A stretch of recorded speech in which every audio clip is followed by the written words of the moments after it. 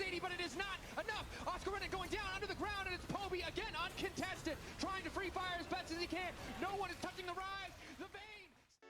Hello beautiful people! Fnatic is making their bid to qualify to the World Championship, and they have one opponent left until the guaranteed top 3, which is KC.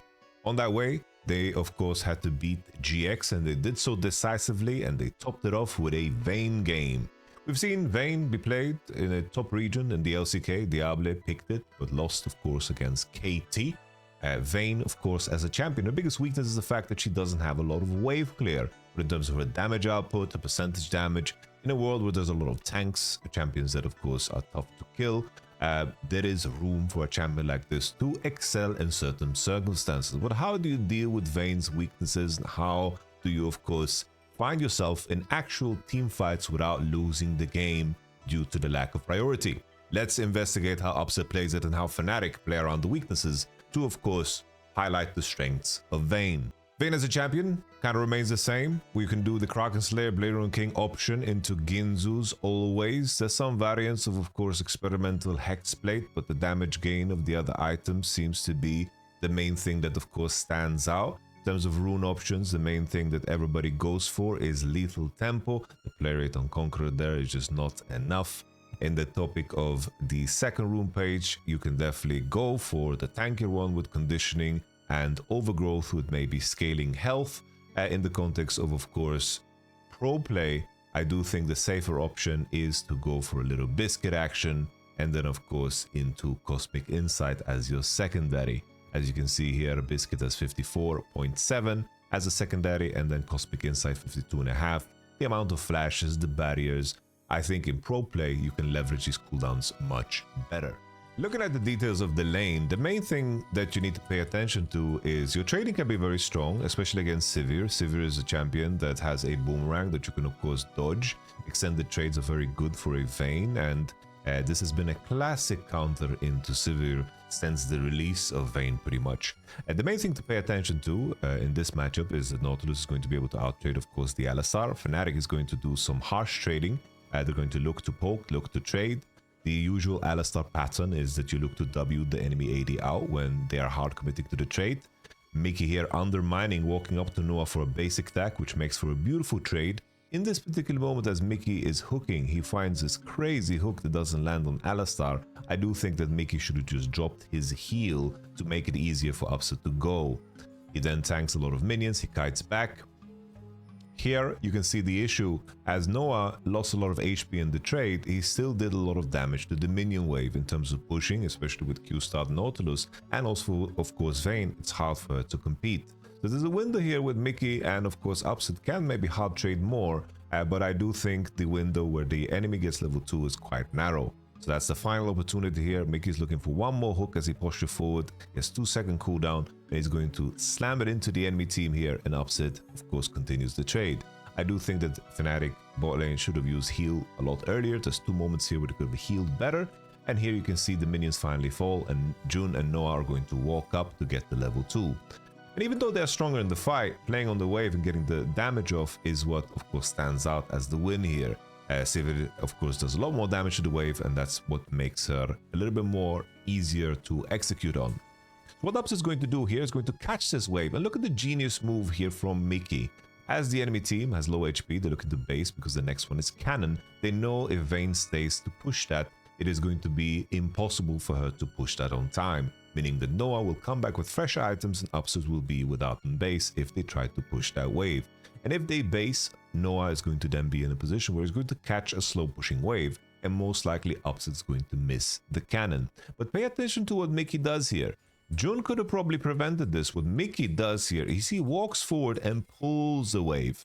And of course, just because he keeps this mini wave at the side of GX and their side of the map, they get the freeze off, and the reverse of what Noah tried to create is going to happen. So they get the freeze, and this is going to slow push then into the enemy, meaning into Fnatic's side, and this is a genius solution from GiantX. June needed to stick around, defend the wave, and push them off, and as you can see here, the cannon minion then falls before even Noah, who based really fast, even gets it on time. So these are the small nuances of what you need to kind of execute on, because the main weakness of Vayne is that the enemy is always going to have initiative in a lane swap game. And beautifully, in this whole freeze situation, what also occurs is that it syncs up with the jungler super well. This is of course the wave after the cannon, and Noah and Jun need to crash this because they know they're in danger. Nidalee is on top side of the map, they know Jarvan's clear, and now of course Jarvan's going to intercept and look to burn some summoners. Mickey is posturing aggressively, he EQs towards of course Noah. Noah gets bonked into the wall, but he does have flash, which allows him to get away. But the cost of this flash is going to be very impactful. In the aftermath of the bot gank, you have the situation now where Fnatic's bot lane has kept the freeze, and also, while Nidalee is in topside, GX make a massive mistake to leave the wave like this. Which means that Sivir will have to overextend to walk towards here. Alistar still showing on bot wave because they know Nautilus' position. So Alistar's thinking is, I need to help Ambessa crash this wave. But looking at the top wave, it's also insanely ugly for Noah. So GX make a massive macro mistake. The fact that Ambessa doesn't trade aggressively to crash this wave together with the help of Nidalee is going to put Noah in a very awkward spot. So GX is going to be in a losing position from the get-go. Oof, that is painful. In a lane swap game, Vayne can be left alone and just be treated as a top laner. She can lane 1v1 against a lot of the top lane pool. Here you can see Fnatic leveraging the weakness of Vayne and turning it into a strength. Here she doesn't really have enough mana or pressure to kind of catch this wave fast enough, and here GX Lot is of course trying to freeze the wave, and Fnatic just decide we're going to cancel our recalls. This wave that is stacking towards Ambessa, we can use it to dive pressure her together with the Jarvan that is clearing into of course bot side. Fnatic's adaptation here is super cool, and it's nice to see Oscarinian being included in the play, where he's going to TP into bottom side to participate in the dive, creating a 4v2 situation with of course the Ryze also hovering into bot lane. So here Alistar is trying to close, June is completely lost on the map, Sivir is still just trying to lane and recover from the fact, she's keeping the freeze, but here with of course the wave that Lot tried to freeze, Fnatic create a massive advantage and they dive towards of course the Ambessa. And even though Upset on the Vayne can't push super well, Vayne as a champion has a stun into the wall. She has, you know, a lot of ways to, of course, contribute to a dive situation. Here, Poppy does a good job of denying Jackie's entry, and June is too late to the play. And already from the get-go, Upset is in a wonderful spot in this game as, of course, Vayne. In mid-game, Vayne is left on her lonesome. In this particular game, she could have been playing on side, but the key detail is, of course, that she has no TP, so she would have to be played into. She wins against Sion on side. She could also win against Ambessa on side, but she is less on mid lane. The main thing that you want to look out for is that Nautilus as a champion should never spend time on mid lane. He should be there supporting Ryze on side, and they should be actively playing on those waves because Vayne will never get prio mid. The only way Vayne gets prio on mid is if she can actively tumble onto Sivir and attack her aggressively, meaning that she has to commit to trades and fight hard. But if Sivir is allowed to hit the wave with the support of her team or with the support of vision, because Vayne has to commit then to pressure, that is like the underlying thing. But main reason in my mind, the way you want to play it is you isolate Vayne, let her catch waves and let her, of course, limp into fights because she can flank and come in late to fights. And with Ryze on side, Ryze and Nautilus and Jarvan can make quick plays, and then Ryze can just ult port out. So as you can see here, throughout the entire early game, Nautilus is going to just open on Ryze side, put vision around, and Vayne is going to just look to hit the wave actively as much as she could, maybe poke, but she's left alone. Which means that the prio doesn't matter because Nautilus can act as if he has prio. You can just continue to the next step of the game. And this is something that Mickey does through and through. Always, if you're not fighting on the mid wave as a support, make sure that you're quick.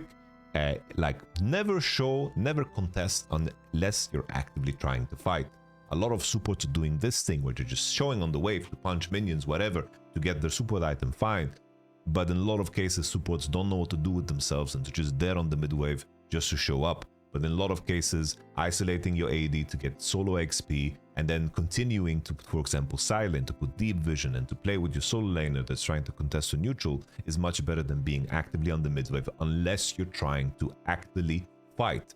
This rule, of course, changes if you have like Lulu, Nami, ranged supports that are trying to actively provoke the enemy support to be forced to be mid to defend. Because, of course, Lulu, Nami, Milio, these champions don't fight so well in 2v2s, 3v3s. They need to be paired together with their ADC unless you have a very niche kind of jungler that can synergize with it, like a Xin Zhao, for example. But in most cases, you know, if you're playing range support, just stick around. If you're a melee, you just want to find ways to elegantly go into, of course, side lane.